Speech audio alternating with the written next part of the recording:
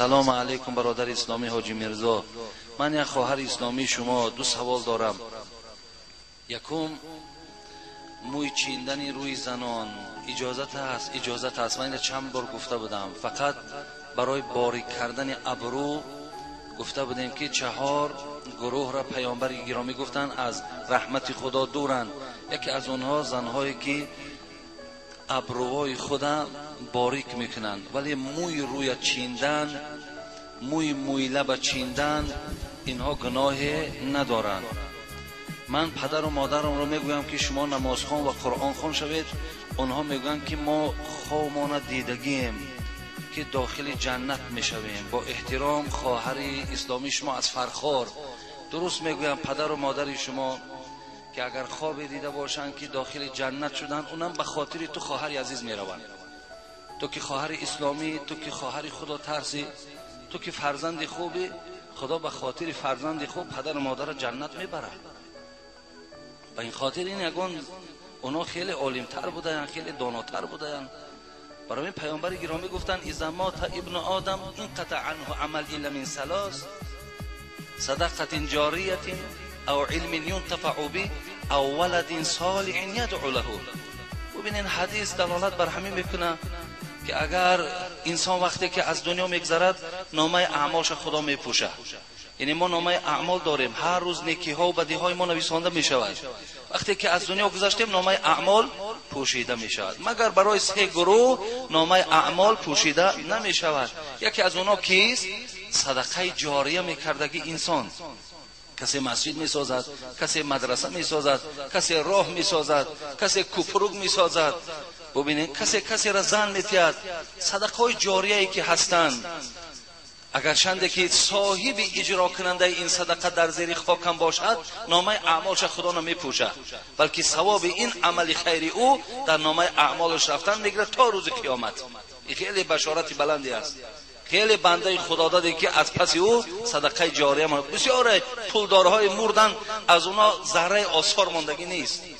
پور باور کنید، چندین پولدارهای را میدونیم که از پس پولداری اونها جنگ و جنجال ها بین خسر و خوشدامن و بین گویم دخترها و بین فرزندها شده، از اونها آثاری نمانده است. برای از کسی این گونه نشانه میماند، این صدقه جاریه است. دوم، عالمی که از اون مردم نفع میبرند، فایده میبرند. اینم که اگر زیر خاک باشد، تا وقتی که مردم از علم او استفاده میبرند، ثوابش در نامه اعمال وی رفتن میگیرد. ثواب خودی او نه، چگونه وی ثواب میگیرد؟ همون زل ثواب خدا به همون انسانی که دلالت کرد، شما را فهمانید، داناند، به اونم میرود. سوم، اولد صالح یدعو له. اگر فرزند خوب از کسی باقی ماند، در نامه اعمال پدر و مادر هم ثواب برابر عملهای صالحی که فرزند اجرا میکند میرسد. به این خاطر خواهر عزیز، جنت در آمدن پدر و مادری تو خب یا رحمت الهی بالای پدر و مادری تو هم، چه از عبادت خود ایشان، چه از دختری خوب، دختری با ستر و با حجاب، دختری با عفت، دختری 5 وقت نماز میخواندگی که شما هستین، خدا با توفیل شما این مرحمت بالای پدر و مادرتان روا میبیند. و این خاطر درست گفتن یکان جای چیزی ندارد. خب السلام علیکم قیدام الله حاجی میرزا. به نام خداوند بخشنده مهربان. خب آیا بگوید که من دیوس هستم یا نه؟ من یک زن داشتم، از برای فرزند شده از پدر و مادرم و زنم مصلحت گرفته زن دویم گرفتم. زن دویمم خب سر لیچ و اداره نشین بود. من با او گپ زنان کردیم، او با من گفت که من دختر نیستم. من با او گفتم میلش، من راضیم، لیکن با همراه من بودن بر من خیانت نکن. او با من گفت که پدر من از زنداریت نفهمد، من با پدرت خودم همش رو میفهمانم. گپ های ما پخت و ما توی کردیم و در بین 3 سال 2 فرزند تولد شد. زندگی ما خوب بود. خب زنم به من گفت که من به کار میروم. من راضی شدم. با او گفتم که خودت را احتیاط کن که از پشتت یگان گپ نبراید. او گفت که مرا خدا زد است که من خوبی های کرده شما را از یادم برارم. خب و یک چند قسم خورد و من میلش گفتم و باز میبینیم. از بین 1 سال گذشت. من بر روسیه به کار رفتم. از آنها خب از آنجا به خب امکانیتم سومم را روان میکردم. 8 ماه در آنجا بودم. وقتی که از روسیه برگشتم یک زن همسایه گفت که زنت با یک مرد بیگانه میگردد. مرا باورم نآمد. زنم را گفتم که از پشتت گپ‌های زیاد است، اگر راست باشد من جوابش را میدهم برآمده میروم، جوابت را میدهم برآمده میروم. قسم به قرآن و به خدا خورد که مرا خدا زده است که شما را در چشمتان خاک زنم. این خوبی های شما را از یادم نمی رود و 2 فرزندم را هیچگاه صغیره نمی کنم. من باشم از قفای این زن پاییدم. خب آن مردی که با او میگشت او را دیدم. اونم با زن 3 طلاق خورد که ما یگان رفت و آمد با زن تو نداریم.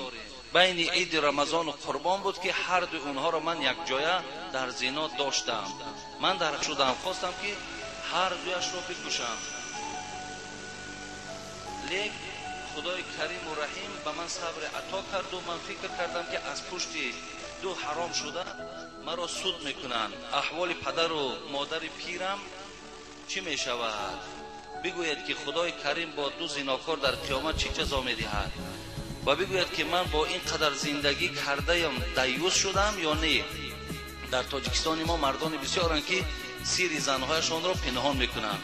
از شما خواهش میکنم که این را در روز جمعه بگوید که من ثبت آواز شما را خریداری نمایم.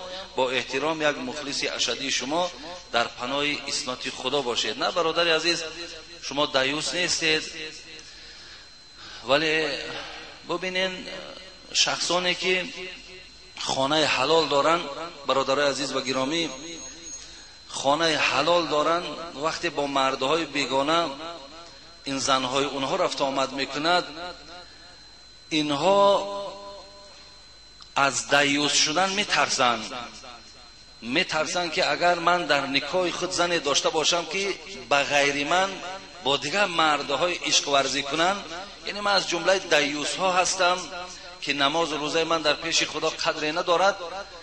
ولی جای تأسف اینجا این است که همون شخصی که خانه همین آدم حرام میگرداند، او برای یک خانه را پاره کردن، یک خانه را از بین بردن، فرزندای او را موردی گویم عذاب و مشقت قرار دادن، خب بزم این قیامت و دوزخ این انسان تا چه اندازه وحشتناک بودن، چرا نمی ترسند؟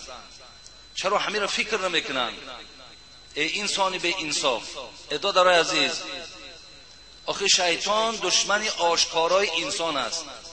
شما شهوتاتون دارین. پیامبر گرامی گفتند اگر چند هر چی شهوتای شما طغیانگر باشد شما روزه گیرین، ولی به زنا دست نزنین.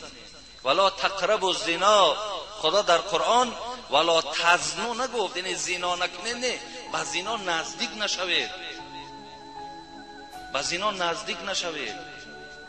حتی مثال ببین زنهایی که خانه حلال دارن، ما را تا چه اندازه همین انسانی که خانه همو را حرام کرده است آزی رو پرسوش میگه من مسلمانم، من مؤمنم.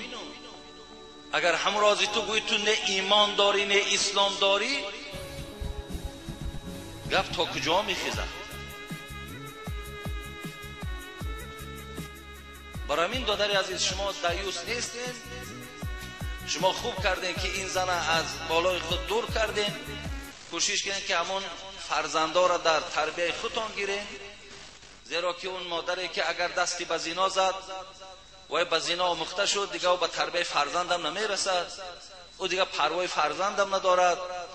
حتی برادرای عزیز، شوهر برای من آمد مراجعت کرد که بیگاهی شام است، کودک میده که اولی 1 ساله نیست، 1 ساله نیست، بچه میگه من در عصر هر وقت میگه در حالت خفتن می آمدم. این بیگه میگه چیکار شد؟ من در حالت عصر خانه آمدم. همون کودک 8 ماه در گهواره بستگی، زن درکش نیست. میگه وقتی که پرسان کردم دیگر کردم